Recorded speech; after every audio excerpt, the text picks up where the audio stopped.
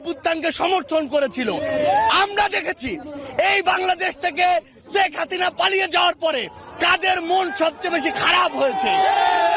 আমরা আমাদের জায়গা থেকে স্পষ্ট দেখেছি, যখন এই বাংলাদেশে অভ্যুত্থান পরবর্তী সময় একটি অস্থিতিশীল পরিবেশ হওয়ার কথা ছিল, তখন কিভাবে আমাদের এই মাদ্রাসার ভাইরা ওই মন্দিরে গিয়ে পাহারা দিয়েছে, কিভাবে 5ই আগস্ট রাতে সারা রাত ওই মন্দির পাহারা দিয়ে সকালে